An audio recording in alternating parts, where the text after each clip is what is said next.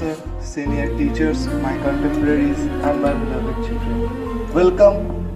Welcome to the birth anniversary of a person who is a leader, who is a person who gave India freedom, a freedom fighter, our Netaji, our own Subhash Chandra Bose. তোমরা আমাকে রক্ত দাও, আমি তোমাদের স্বাধীনতা দেব। এই একটি লাইনের মধ্যে নেতাজি সুভাষচন্দ্র বসু সকল ভারতবাসীর মনে যে আন্দোলনের জোয়ার এনে দিয়েছিল, সেই জোয়ার আজও পর্যন্ত বয়ে চলেছে। The line that has been derived on the lips of Netaji Subhash Chandra Bose had created a huge wave of patriotism in the heart of the Indians that gave India freedom what we are today. In our history books there's maybe a different thing, but we should know the truth, which is the truth about the Netaji, and we should learn about the Netaji. While everybody was coping up with the British Raj, a brilliant boy from Kolkata started fighting against the British Raj and gave them sleepless nights. And he became the face of the violent protesters. Along with his comrades, he stood against him and gave India freedom. So in his 126th birth anniversary, we are remembering him as our Netaji, as our leader, as our freedom fighter. Now, I would like to call upon our beloved, respected principal sir to pay respect with flowers and light the diya with because morning so.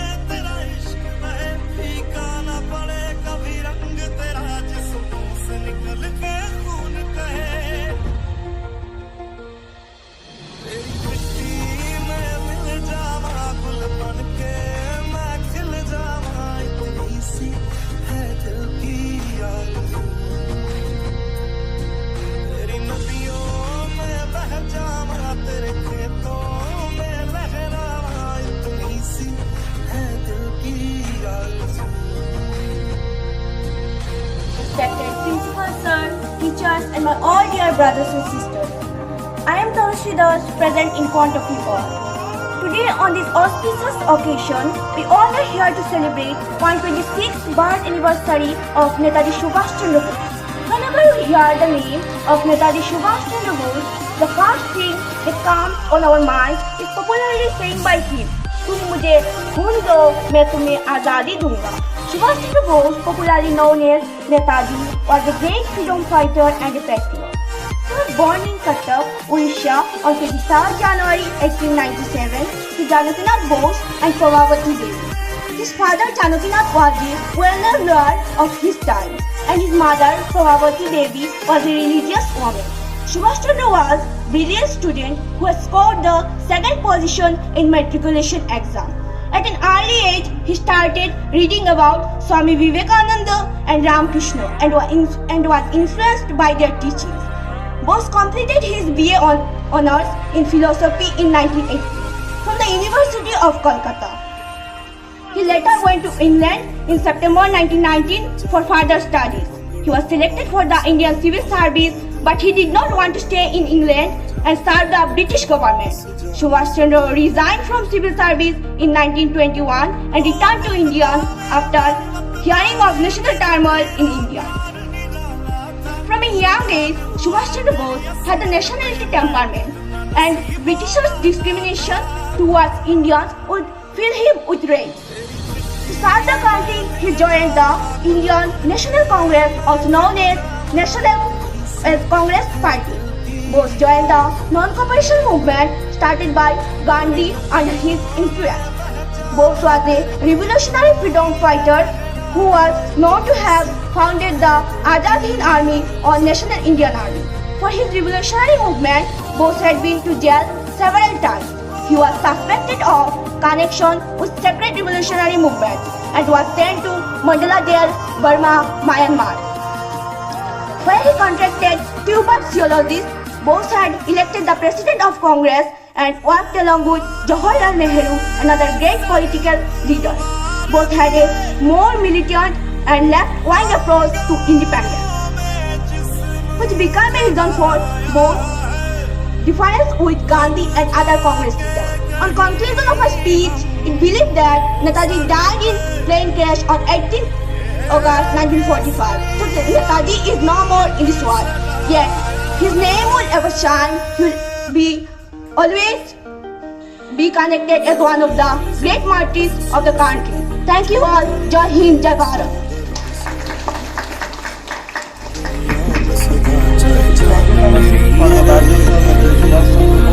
अब मैं बुलाना चाहता हूँ रवि कुमार।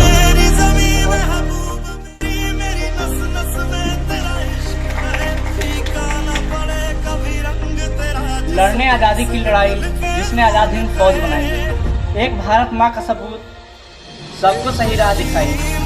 परम आदरणीय प्राचार्य महोदय, सामान्य शिक्षकगण एवं मेरे प्यारे दोस्तों, मैं रवि कुमार आज आप सभी को नेताजी सुभाष चंद्र बोस जयंती, जिसे कि पराक्रम दिवस भी कहते हैं, की हार्दिक शुभकामनाएं देता हूँ। नेताजी सुभाष चंद्र बोस का जन्म 23 जनवरी 1897 ईस्वी को उड़ीसा के कटक शहर में हुआ था। आज हम सभी यहाँ सुभाष चंद्र बोस जी की 126वीं जन्म जयंती मनाने के लिए उपस्थित हुए हैं।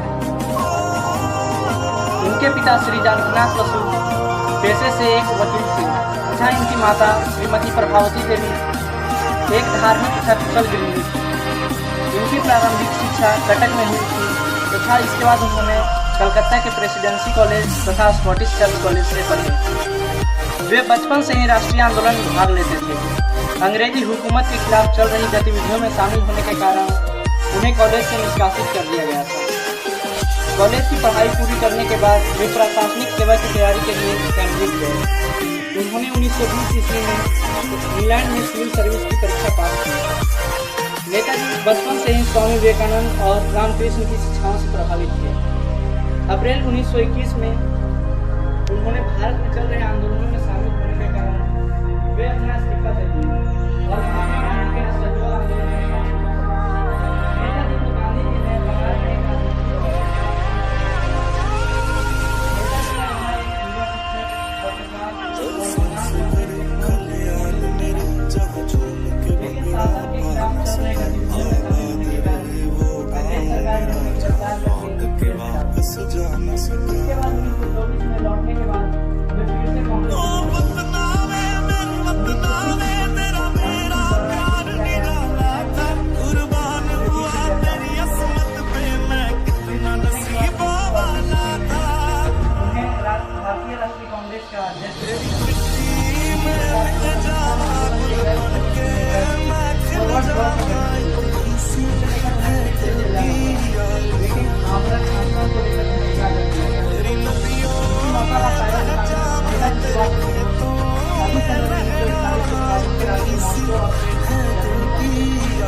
वहाँ उन्होंने जनवरी 1942 में आज़ाद हिंद फौज आज़ाद हिंद रेडियो से कई मौकाओं में नियमित प्रसारण शुरू किया, जहाँ से उन्होंने महात्मा गांधी को राष्ट्रपिता का इसके कुछ समय बाद वे जापान पहुंचे और यहाँ पर 1 सितंबर 1942 को आज़ाद हिंद फौज का गठन किया।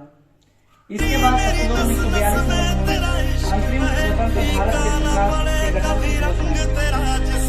आज़ाद हिंद फौज जापान सैनिकों के साथ रंगून के लिए रवाना हुई और भारत पहुंची। इसी बीच जापान के आत्मसमर्पण की घोषणा के बाद सुभाष चंद्र बोस दक्षिण पूर्व एशिया राज्य जा रहे थे।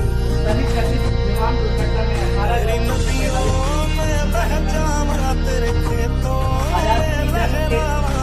आज़ादी की जंग में उनके योगदान और उनके पराक्रम को याद करने के लिए हम सुभाष चंद्र बोस जी की जयंती को पराक्रम दिवस के तौर पर मनाया जाता है।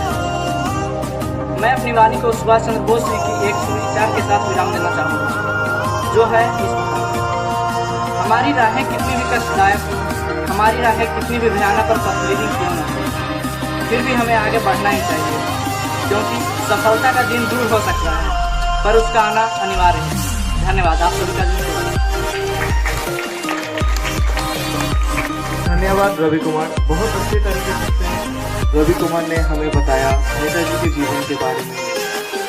এবার আমি মঞ্চে ডেকে নিতে চাইছি অলিনাথকে নেতাজি সুভাষচন্দ্র বসুর উপরে কিছু বলার জন্য। অলিনাথ। শ্রদ্ধেয় প্রিন্সিপাল স্যার, সকল শিক্ষক শিক্ষিকাগণ এবং আমার প্রিয় ভাই বোন, সবাইকে সুপ্রভাত।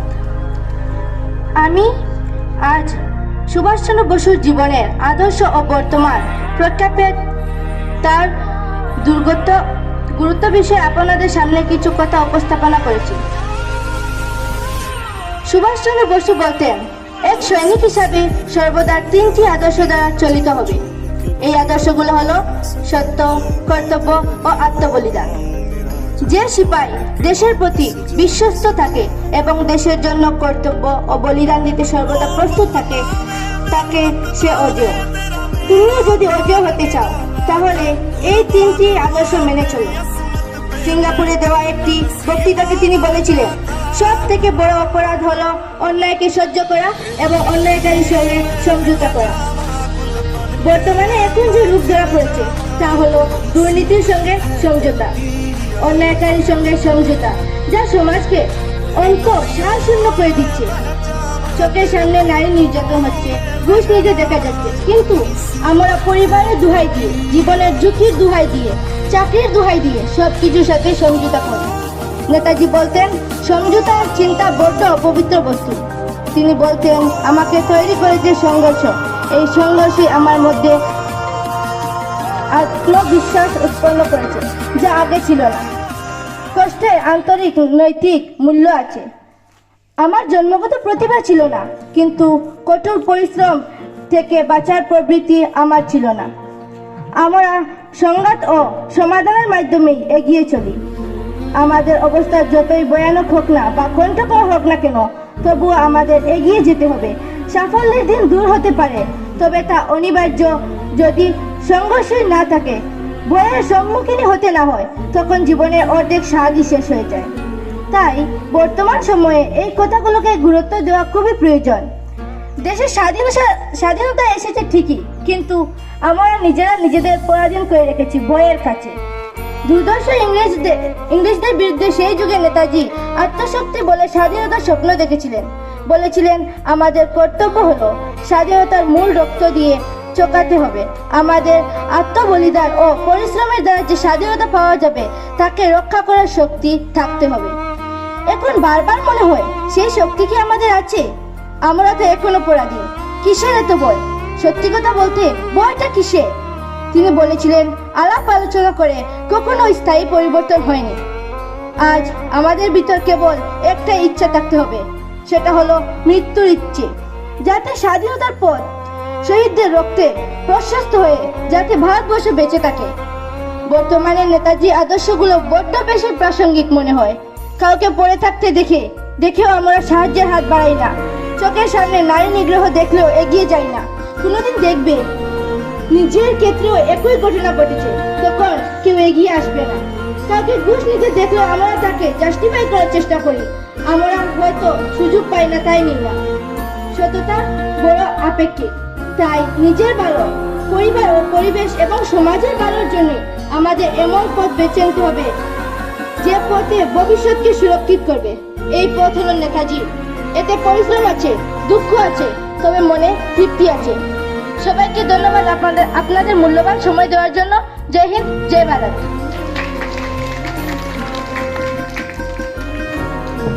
ধন্যবাদ অলিকে।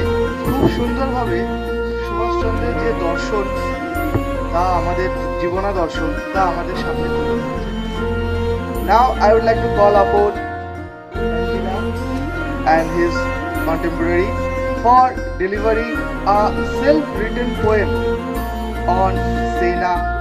Thank you.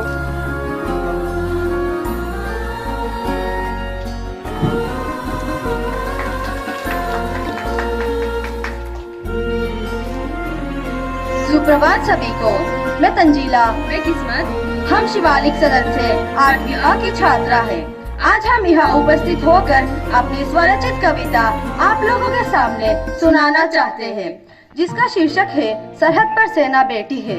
ये एक सैनिक का अपनी देशवासियों के लिए आश्वासन है, जो कुछ इस प्रकार है। मैं कल भी था, मैं आज भी हूँ, फिर गम में डूबे चिंता क्यों। बेचैन ना हो, मायूस ना हो, सरहद पर सेना बेटी है। मासूम की जाने ले लेकर आतंकी सीना तानते हैं। लाचार है हम, कमजोर है हम, सदबुद के ही गवा बैठे।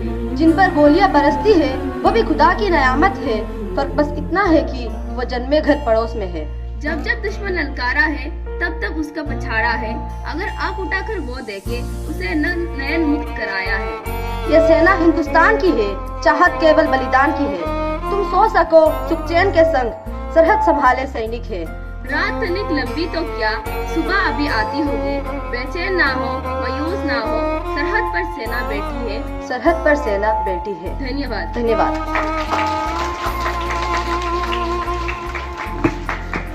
খুব সুন্দর। এই কবিতার জন্য কি আরেকবার হাততালি হবে না? ধন্যবাদ, ধন্যবাদ কিসমত এবং তেনজিলাকে এত সুন্দর একটি কবিতা আমাদের সামনে উপস্থাপন করার জন্য, যেটা তোমরা জেনে খুব খুশি হবে ওরা নিজেরা লিখেছে। আর এটা আমাদের কাছে একটা গর্বের বিষয় যে সেনা আমাদের কিভাবে, আমরা আজ সেনা আজ সীমান্তে আছে বলে আমরা নিশ্চিন্তে ঘুমাতে পারি, নিশ্চিন্তে সবকিছু কাজ করতে পারি। ধন্যবাদ আরেকবার কিসমত এবং তানজিলাকে। এবার আমি ডেকে নিতে চাইছি আমাদের প্রিয় বাংলা স্যারকে নেতাজির সম্বন্ধে, নেতাজির জীবনাদর্শন সম্বন্ধে কিছু আলোকিত করার জন্য। বাংলা স্যার।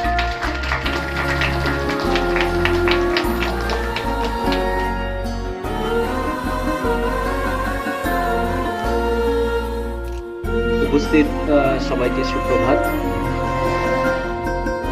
আসলে এখন মাইকের সামনে এসে কিছু বলতে কিছুটা দ্বিধাবোধ হয়, কেননা বক্তার অভাব না হলেও সভ্যভদ্র সুচিন্তিত ধৈর্যশীল শ্রোতার বড় অভাব। তো মাইকের সামনে যখন এসে গেছে কিছু কথা না বলে, আজ 23শে জানুয়ারি আমাদের মহান দেশ নেতা নেতাজি সুভাষচন্দ্র বসুর জন্মদিন। বিভিন্ন জনের বক্তব্য থেকে আমরা তার জীবন সম্পর্কে, তার আদর্শ সম্পর্কে আমরা অনেক কিছু জানলাম এবং আমরা অলরেডি জানিও।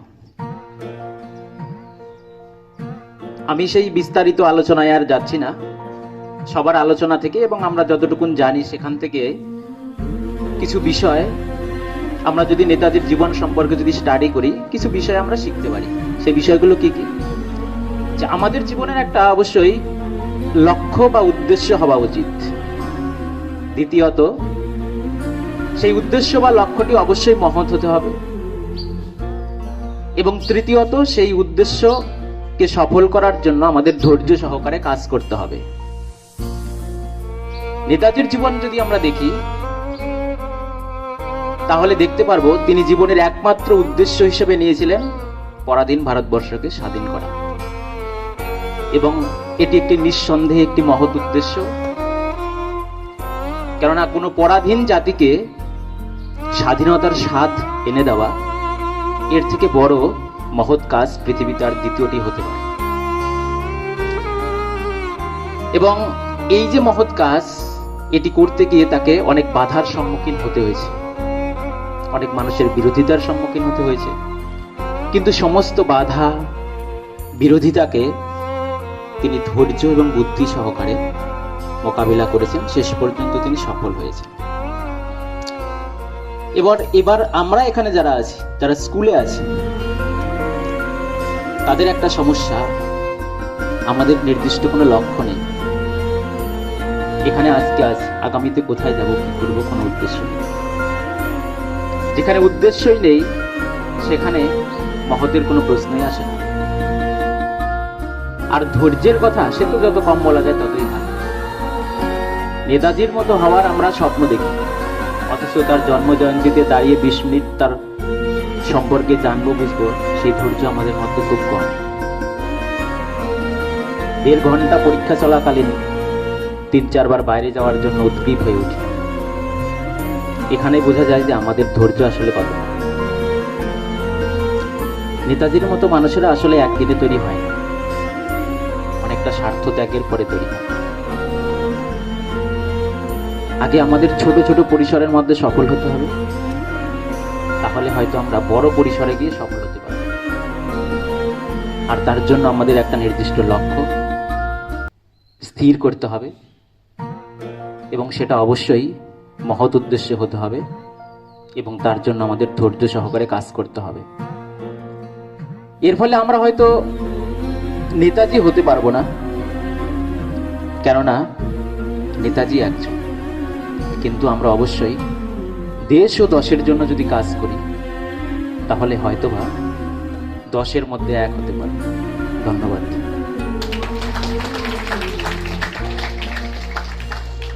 একদমই সঠিক কথা। ধৈর্য না থাকলে কোনো কিছুই পাওয়া সম্ভব না।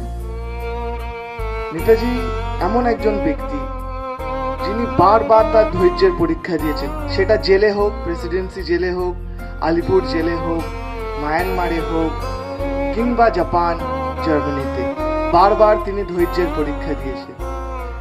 এখানে আমি একটা জিনিস শুধু তোমাদের কাছে প্রশ্ন রেখে দিতে চাই, নেতাজি কি আদৌ মৃত, না আজও বেঁচে আছে? হ্যাঁ, হয়তো তার বায়োলজিক্যাল মৃত্যু হয়ে গেছে, কিন্তু তার আদর্শ, তার পথ, সেটা কি আজ মৃত্যু? তা আমাদের মধ্যেই বেঁচে আছে, তা আমাদের মধ্যেই বেঁচে থাকবে। According to a famous historian, researcher and newspaper writer, journalist Anuj Dhar, he raised 3 questions. Is Netaji died on the plane crash 1945? Question number 1. Or he had been killed by Stalin in Russia, or he died in 1985 as Gumnami Baba. It's not my question, it's question raised by Anuj Dhar. I want you to be there to witness what is truth, what had been hidden from us, which is not in our history book, but I will and you will also. As a Bengali, as a Indian, we need to know the truth. Thank you. Now I would like to call upon our beloved principal sir to come here and deliver a short speech on Netaji Subhash Chandra Bose.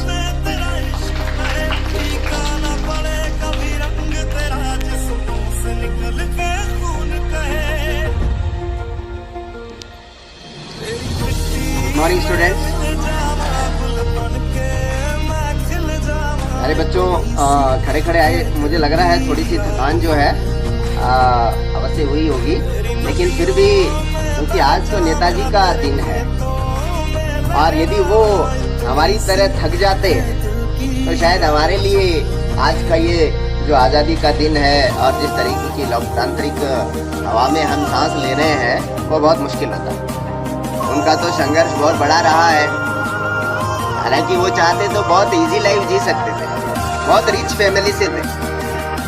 उनके पिता बहुत बड़े barrister थे, बहुत पैसे वाले भी थे, बहुत इजी लाइफ वो जी सकते थे। लेकिन हमारे पास तो उनकी कंपैरिजन में आई थिंक कुछ भी नहीं है, इतनी रिच फैमिली से थे और ब्रिलियंट भी थे। आप जानते हैं बहुत अच्छे से कि उस जमाने में आज IAS का प्री पास करना जो है हमारे लिए 6th 7th 8th में पास होना मुश्किल हो जाता है। उन्होंने उस जमाने में जो है IAS का एग्जाम, जब इंडियंस के लिए तो उसमें एग्जाम में अपीयर होना बहुत मुश्किल होता था, इंग्लिश लैंग्वेज में ही सिर्फ एग्जाम होता था, इंग्लैंड जाकर एग्जाम देना होता था। ऐसी कई सारी विषम परिस्थितियां थी। उसके बावजूद जो है और पूरे जो है एस्पिरेंट्स के अंदर 4th रैंक हासिल करके बहुत उच्च रैंक के साथ अपने आप को उन्होंने जो है वो कहीं ना कहीं शो किया अपने टैलेंट को, अपने ब्रिलियंसी को। तो उनकी कंपैरिजन में जो है हम तो बहुत इजी लाइफ जी रहे हैं। अभी बात करी यहाँ जो बोलने वाले हैं, जिन्होंने भी बांग्ला सर ने भी, सुब्रता सर ने भी बोला और रवि कुमार ने भी, और जिन्होंने भी उनके स्ट्रगल के बारे में। देखिए बहुत सारी जयंतियां हम साल भर में मनाते हैं, लेकिन एक चीज जो है वो लगभग कॉमन है सभी में, कि वो एकदम से नहीं हो गए कि 40 साल की एज में या 45 या 50 साल की एज में जाके और उन्होंने जो है उस तरीके का शेप उनका बनाया, ऐसा माइंड सेट बनाया, वो इस तरीके की पर्सनैलिटी बन गए। हमेशा उनके बचपन से शुरू होती है कि जो उनका चाइल्डहुड एज है या आप जिस एज में है, ग्रोइंग एज, इसी एज के अंदर जो है कहीं ना कहीं उन्होंने उन सारी चीज़ों को कहीं ना कहीं ग्रस्त किया कि और अपना एक एम बनाया, इस लाइफ का क्या ऑब्जेक्ट होना है हमारे लिए।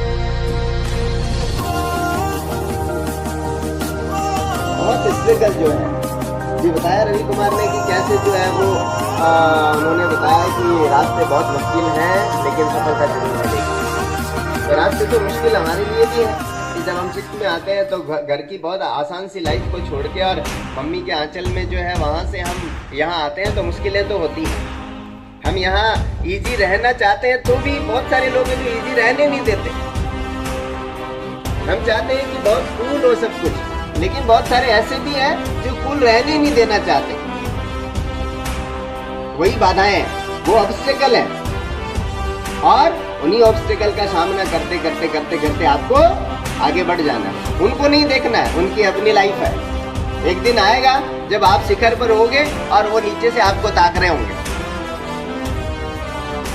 ज्यादा विचार करने की जरूरत नहीं है। जो संघर्ष करोगे और अपने एम पर कायम रहोगे, डेफिनेटली परेशानियां तो बहुत सारी है? सुभाष की परेशानियों के सामने तो, नेताजी की परेशानियों के सामने हमारी परेशानियां तो कुछ भी नहीं है। कितनी बार तो जेल गए, किस लिए गए? जेल जाने की कोई जरूरत नहीं थी। देश हित में, दूसरों के लिए,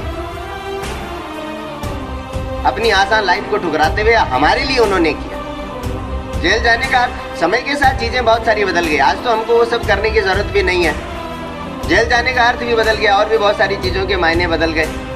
तब जेल जाना जो है अपने आप में एक गर्व की बात हुआ करती थी। जब जेल से बाहर आते थे तो जनता खड़ी रहती थी स्वागत के लिए। क्यों? क्योंकि वो देश के लिए, देश हित के लिए जेल जाते थे।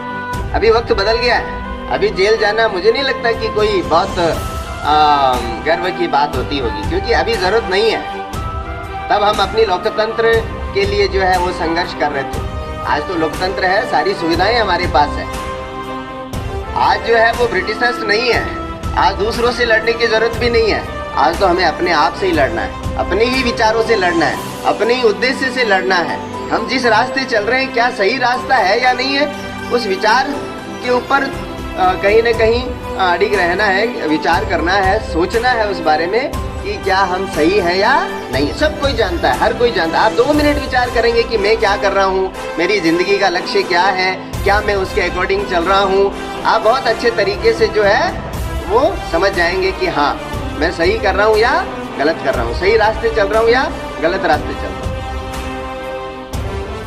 सुब्रता सर ने बताया कि एग्जाम के बीच में जो है 4-4 बार आपको यदि बाहर जाने की जरूरत पड़ जाती है तो डेफिनेटली आपको थोड़ा सा विचार करने की जरूरत तो है। तो बहुत ज़्यादा मैं नहीं कहूँगा, लेकिन इतना जरूर चाहूंगा कि ये जितनी भी जयंतियां होती हैं, इनका एक उद्देश्य सिर्फ ये नहीं होता है कि उनके बारे में, ये तो आपकी बुक्स में भी लिखा है, उनके बारे में पढ़ना है, विचार करना है। और दूसरी चीज है कि विचार भी क्लास के स्टैंडर्ड के अकॉर्डिंग करना है। क्लास 6 के स्टूडेंट के लिए नेताजी एक देशभक्त हो सकते हैं, जिन्होंने की देश की आजादी के लिए अपना जीवन न्योछावर कर दिया, वो उनका एक लेवल हो सकता है। क्लास 12th के स्टूडेंट, क्लास 11th के स्टूडेंट के लिए उसकी परिभाषा, उसकी डेफिनेशन अलग है कि ये सेलिब्रेशन क्यों किया जाता है। मेरे लिए उसका अलग मायने होगा, टीचर्स के लिए अलग मायने होगा। ये जितनी भी जयंतियां मनाते हैं, ये इसीलिए मनाई जाती है कि हम उस दिन पर थोड़ा सा विचार कर सके, 5 मिनट थोड़ा सोच सके कि जिन लोगों ने इतना संघर्ष किया, जिन्होंने हमें इतना दिया, आज हमारी क्या जिम्मेदारियां हैं। क्या हम अपनी ड्यूटीज को, क्या हम अपनी जो सारी सुविधाएं मिल रही है हमको आज, क्या हम उनका सही तरीके से उपभोग कर रहे हैं, क्या हम उसके लायक हैं, उन सारी चीजों के ऊपर विचार करने का दिन है। तो डेफिनेटली आई होप कि जितने भी लोगों ने यहाँ से बेहतरीन तरीके से अपने विचारों को प्रस्तुत किया है, उनके ऊपर आप जरूर विचार करेंगे और आज के दिन एक रेजोल्यूशन अपने मन में लेंगे नेताजी के नाम से कि किस तरीके से उन्होंने संघर्ष किया। ऐसे संघर्ष के बावजूद एक दिन हम बेहतरीन रास्ते चलते हुए सफल बनेंगे, एक सफल समाज का निर्माण करेंगे, एक सफल देश का निर्माण करेंगे। धन्यवाद। Thank you, sir. Thank you for your speech. Indeed, India is a land of various rishis, munis, and other things. So, once a wise person says, "What India thinks today, world will think tomorrow." Okay, from that's it. From our side, in the concludatory part of the program, we can say that we can conclude it with 3 slogans, cannot we? So जब मैं slogan बोलूंगा तब सिर्फ Joy बोलना, ठीक है? Okay. स्वाधीन भारत की, स्वाधीन भारत की, आजाद हिंद फौज की, नेताजी सुभाष चंद्र बोस की।